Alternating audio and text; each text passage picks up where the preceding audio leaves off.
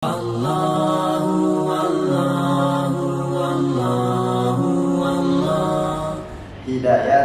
min suratil Fatihah. Al-hidayat min suratil Fatihah, yaitu intisari atau kandungan-kandungan yang ada pada surat Al-Fatihah. Nah, kenapa harus surat Al-Fatihah? Karena kalau kita kemudian membaca tafsirnya dalam tafsir Ibnu Katsir, tafsir At-Tabari, itu dijelaskan bahwa Al-Fatihah itu adalah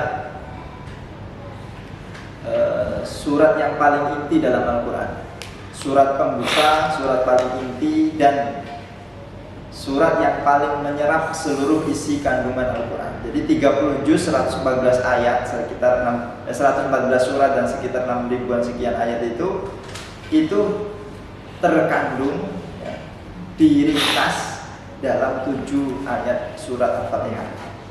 Makanya dikatakan sebagai umul kita, ibunya, induknya kita, induknya Al-Quran. Karena semuanya kandungan Al-Quran 30 juz itu mengerucut pada isi 7 ayat surat Al-Fatihah. Maka di sini ada satu buku bagus. Insyaallah kita akan bahas berurutan dari awal sampai akhirnya nanti. Jadi Al-Fatihah itu adalah makdubatullah. Makdubah itu adalah hidangan. Ibarat kita punya meja makan, meja makan. Maka di situ ada hidangan-hidangan. Hidangan yang paling spesial di situ adalah Al-Fatihah. Itu gambaran para ulama. Jadi Al-Fatihah dalam Al-Quran 30 juz itu, di antara Al-Fatihah, dia menjadi makdubatullah, hidangan spesial dari Allah Subhanahu wa taala. Dan kalau sudah Allah hidangkan, Allah turunkan wa nazzalna sab'an minal mathani. Bahkan dalam Al-Quran, kalau kita baca Al-Fatihah itu disebutkan secara jelas dengan kata lain, yaitu sab'an mathani, 7 ayat yang dibaca berulang-ulang. Al-Quran disebutnya seperti itu. Dan kami menurunkan kepada Nabi Muhammad itu 7 ayat yang dibaca ulang-ulang. 7 ayat, seluruh ulama sepakat jumlahnya ada 7, gitu kan? Kemudian dibaca ulang-ulang. Kenapa dibaca ulang-ulang? Karena orang siapapun sholat, kalau tidak membaca Al-Fatihah, maka sholatnya batal, tidak sah. Al-Fatihah sebagai rukun daripada rukun sholat. Itu makanya jelas. Di sini kemudian para ulama menjelaskan, dulu Nabi Muhammad ketika diturunkan wahyu, tidak pernah Nabi Muhammad itu melihat malaikat turun sebanyak itu ketika diturunkannya Al-Fatihah. Jadi ketika beberapa kali diturunkan wahyu dari Allah melalui malaikat Jibril, yaitu Al-Quran, ayat-ayat Al-Quran, tidak pernah malaikat turun sebanyak ketika turunnya Al-Fatihah. Jadi saking mulianya Al-Fatihah itu, malaikat yang turun mengiringi. Jadi karena orang itu kalau mulia, orang itu kalau ternama, biasanya meskipun tidak semuanya, itu banyak yang mengiringi. Banyak yang mengiringi, banyak yang mengikuti. Al-Fatihah ini di antara ayat-ayat Al-Quran yang turun dan bersamaan malaikat ketika turun pada saat itu, maka tidak pernah sebanyak seperti Al-Fatihah ketika diturunkan oleh Allah Subhanahu wa taala. Nabi Muhammad menceritakan ketika Al-Fatihah itu turun, maka sampai Nabi Muhammad takjub dan bertanya kepada Jibril, ini mahada, ini apa ini? Jadi Nabi Muhammad tidak pernah menyaksikan pemandangan sedahsyat ini, yaitu malaikat berbondong-bondong, malaikat berbondong-bondong turun untuk mengiringi turunnya Al-Quran, turunnya Al-Fatihah kepada Nabi Muhammad SAW. Dipimpin langsung oleh malaikat Jibril, kemudian para malaikat, jutaan malaikat turun untuk mengiringi turunnya Al-Fatihah. Makanya nanti kalau kita baca Al-Fatihah itu namanya banyak. Ada yang mengatakan umul kitab, umul kitab, induknya Al-Quran. Jadi tadi kandungan Al-Quran semuanya tercakup dalam di 7 ayat saja, kan? Kalau kita baca tafsir Mendalam. Kemudian ada nama lain Asy-Syifa, Asy-Syifa, pengobat, penawar. Jadi obat atau penawar. Kenapa bisa sampai kemudian mendapatkan nama ini? Ini bukan manusia yang memberikan namanya, tapi Allah Subhanahu wa taala. Ini dalam hadis disebutkan seperti ini. Kenapa Al-Fatihah itu dikatakan sebagai obat? Dan obat ini ternyata bukan hanya obat hati, tapi juga obat badan. Imam Ibnu Qayyim al-Jauziyah mengatakan, katsirun ma kuntus asma'u Ibnu Taimiyah yaqulu iyyaka na'budu wa iyyaka nasta'in fihi iyyaka na'budu wa iyyaka nasta'in iyyaka na'budu fihi ilajul lirya wa iyyaka nasta'in fihi ilajul lil kibriya. Imam Ibnu Qayyim al-Jauziyah yang semua orang pasti mengenal beliau, ya, murid yang paling fenomenal dari Syekhul Islam Ibnu Taimiyah. Ibnu Taimiyah memiliki buku Majmu' Fatawa yang lebarnya hampir 1 meteran, ya, 30 sampai 40 jilid. Kemudian Ibnu Qayyim al-Jauziyah juga memiliki banyak sekali buku-buku Ar-Ruh, Madarijus Salikin, Zadul Ma'ad dan sebagainya. Nah, itu muridnya. Ini salah satu kebiasaan murid itu, dia selalu sering mengiringi gurunya. Sampai gurunya berkata apapun, dia pasti mendengar dan pasti tahu gitu. Maka beliau mengatakan, di antara kalimat atau ayat yang sering dibaca oleh guruku yaitu Ibnu Taimiyah, kata Ibnu Qayyim al-Jauziyah, adalah iyyaka na'budu wa iyyaka nasta'in. Itu dalam surah Al-Fatihah sering diulang. Kenapa? Karena kalau orang paham artinya, itu bisa mengobati penyakit. Penyakit apa? Iyyaka na'budu itu akan mengobati penyakit riya.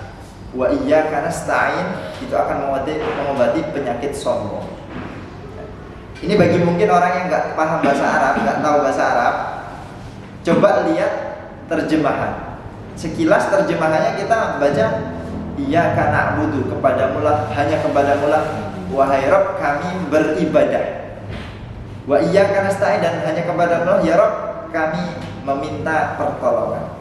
Secara ringkas mungkin tidak ada yang spesial, hanya seperti itu. Tapi kalau kita kemudian paham tentang struktur bahasa Arab dan tafsirnya luar biasa, maka para ulama terdahulu sering seperti itu.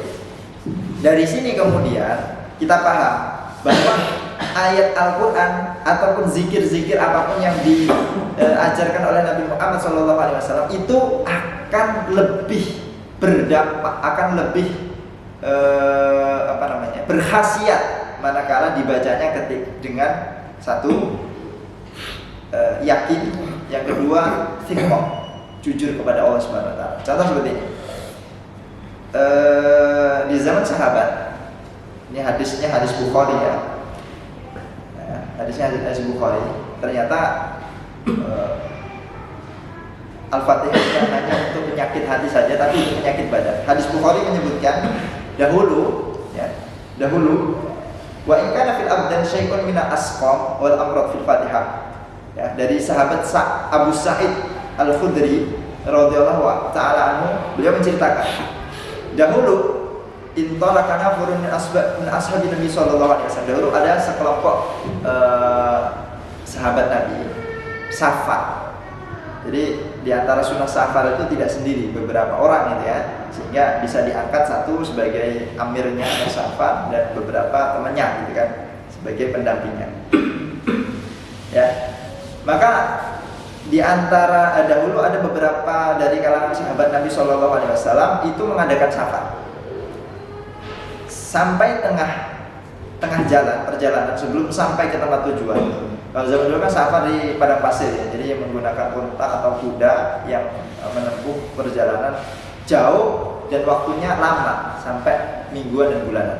Singkat cerita, sebelum sampai ke tempat tujuan dan ternyata bekalnya habis di tengah perjalanan, tapi kemudian satu di antara mereka mencari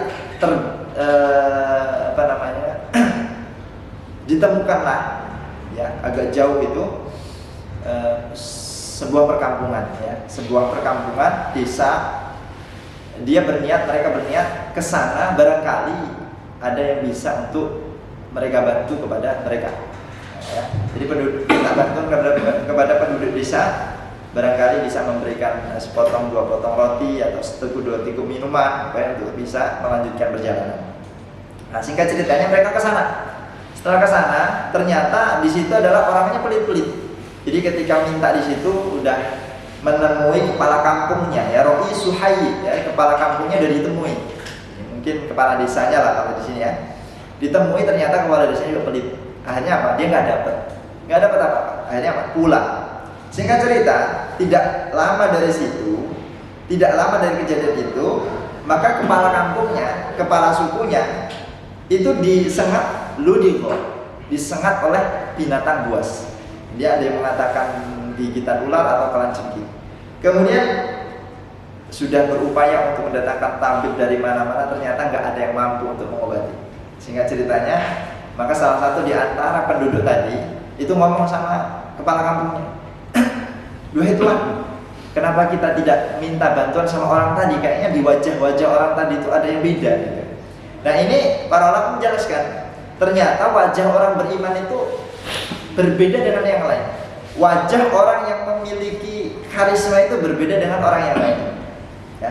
Makanya biasanya orang-orang yang ahli sujud, orang yang ahli ibadah, orang yang ahli zikir itu ada sesuatu yang membuat orang itu terkesan pada dirinya. Ya, ada semacam inner power, ya, kekuatan yang tersembunyi. Ya. Ada inner power, kekuatan tersembunyi. Sehingga apa? Membuat salah satu dari penduduk tadi kok kayaknya tertarik tapi enggak terucap, sehingga terpaksa terucap ketika kondisi terdesak dari ngomong sama kepala kampungnya, "Ya Tuhan, tadi kayaknya saya punya firasat beda lah sama orang yang tadi.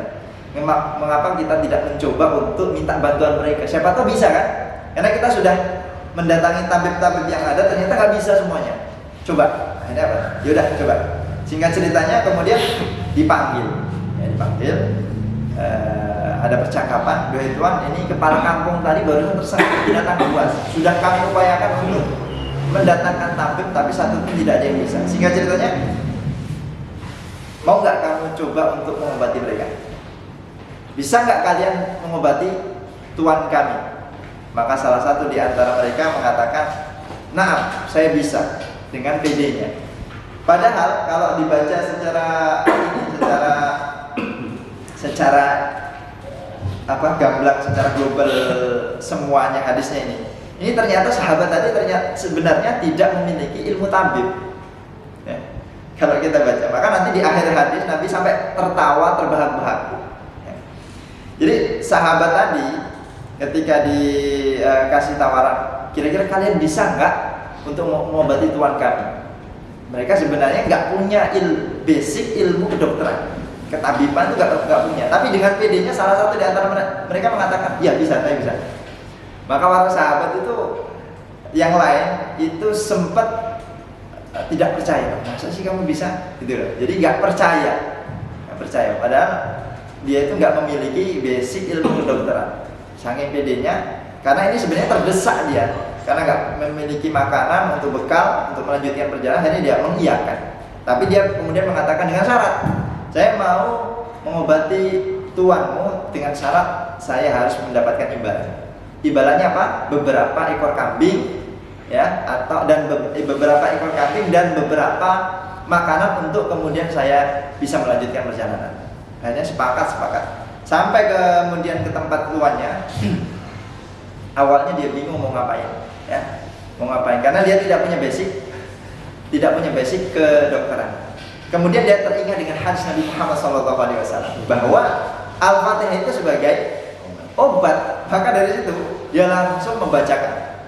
Dia memegang bagian yang disengat binatang buas tadi, kemudian dibacakan Al-Fatihah, ya, dari awal sampai selesai.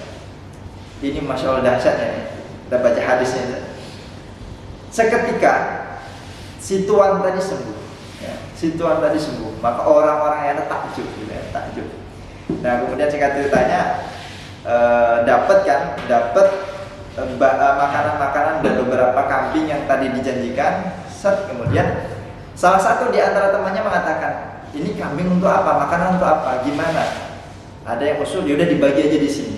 Tapi tadi yang sahabat yang mengobati tadi mengatakan tidak, jangan dibagi dulu sebelum Nabi Muhammad SAW menyatakan bahwa caraku tadi benar. Akhirnya sampai kemudian pulang ke rumah, sampai di tempat Nabi Muhammad SAW, kemudian diadukan, ya Nabi Allah, tadi di perjalanan ada peristiwa seperti ini, dan saya melakukan seperti ini. Kira-kira benar nggak? Jadi ini luar biasa, para sahabat tidak mau membagi hewan tadi, kambing tadi kepada teman-temannya sebelum dapat lisensi kebenaran dari Nabi Muhammad SAW. Kemudian Nabi mendengarkan sampai mengatakan, wa ma yudrika annaha ruqyah. Ya, Nabi mengatakan, bagaimana kamu tahu kalau itu bisa dijadikan ayat ruqyah, ayat penyembuh gitu kan? Kemudian qad asabtum. Maka Nabi mengatakan itu sudah benar. Di akhir hadis Nabi mengatakan, di akhir hadis disebutkan Fadhahika Rasulullah SAW, mendengar cerita para sahabat dan apa yang dilakukan tersebut, Nabi sampai kemudian tertawa terbahak, ya lucu tapi benar gitu. Ya, dia nekat, lucunya itu gara apa? Dia nekat, gak punya basic ilmu kedokteran, tapi nekat gara-gara apa? Dia ternyata terdesak, gak ada bahan makanan. Dia ada namanya transaksi, ya, transaksi. Kalau kamu mau sembuhkan, maka aku harus dapat imbalan karena saya lapar nih. Nah, itu lucunya di situ. Tapi lucu, Nabi kemudian tertawa karena lucunya, dan Nabi mengatakan waqad asabtum, kalian telah benar, karena menjadikan Al-Qur'an itu sebagai salah satu daripada obat penyakit. Dari sini kemudian para ulama mengatakan Al-Fatihah secara umum adalah Al-Quran 30 juz, secara khusus Al-Fatihah 7 ayat, itu bisa menjadi obat, bukan hanya obat penyakit hati, tapi juga obat penyakit badan. Makanya dalam kitab ini disebutkan, kalau orang itu kemudian punya sakit, misalnya hasad, iri, dengki, pokoknya hatinya itu sumpek, hatinya itu penuh dengan kebencian, maka banyak-banyak membaca surat Al-Fatihah, ya. Banyak-banyak membaca surat Al-Fatihah. Karena sekarang gini, kalaupun kita belum tahu maknanya, kandungannya seperti apa secara keseluruhan, ya setidaknya kita baca aja dulu, ya. Karena kata Imam Ahmad bin Hanbal rahimahullah, orang itu tahu nggak tahu artinya Al-Quran, faham nggak faham maknanya, tetap ketika dia membaca mendapatkan pahala. Itu bedanya dengan kitab lain, ya. Kalau kita membaca kitab lain atau buku lain lah, biasanya kita kalau baca buku, ya, kalau nggak paham artinya apa, bukannya menyembuhkan tapi malah bingung kita.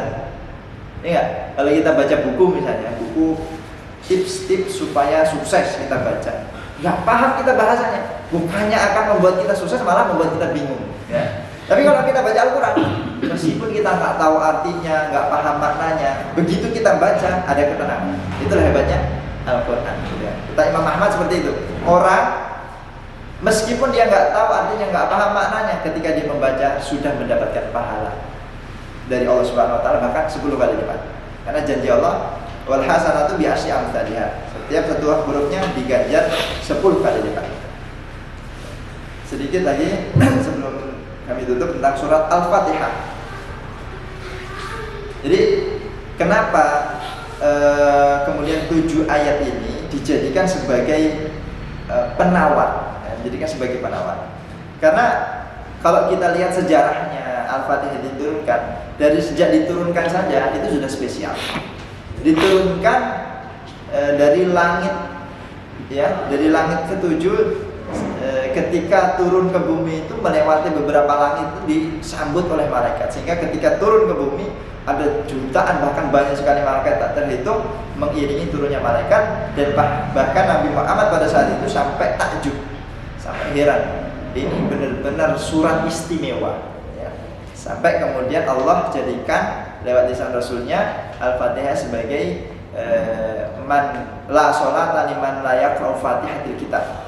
Bi fatihatil kitab, tidak ada sholat bagi orang yang tidak membaca Al-Fatihah. Artinya sholatnya tertolak, sholatnya tak sah. Makanya dari itu ini surat spesial.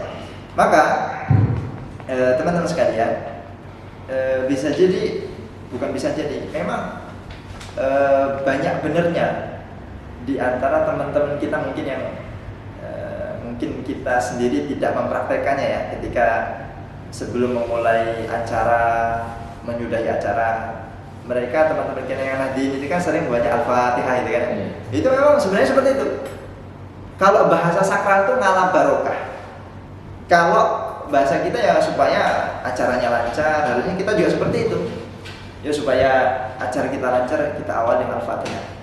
Supaya acara kita berkah, kita akhiri dengan Al-Fatihah. Itu sebenarnya maktur, sebenarnya juga disyariatkan ya. Dengan dalil umumnya bahwa setiap amalan yang disertai dengan surah Al-Fatihah akan diberikan barokah dari Allah Subhanahu wa taala. Ya, justru kita yang jarang melakukan ya. Itu mudah-mudahan bisa menjadi pelajaran bagi kita untuk lebih tahu mendalam tentang bagaimana istimewanya Al-Fatihah. Nanti kedepannya kita kaji lagi dari keistimewaannya dari surat Al-Fatihah ayat pertama sampai yang ke-7. Karena ini buku yang isinya seratusan halaman ini hanya membahas 7 ayat saja. Insya Allah kedepannya kita bahas lebih detailnya terkait dengan kandungan dan tafsir. Mudah-mudahan bermanfaat. Semoga kedepannya kita bisa mempraktekannya, sedikit kita praktekkan, yaitu banyak-banyak membaca surat Al-Fatihah. Insya Allah berkah semuanya. Ada salah kata, salah ucap, saya mohon maaf kepada Allah Subhanahu wa taala manapun. Bila taufik wal hidayah, assalamualaikum warahmatullahi wabarakatuh.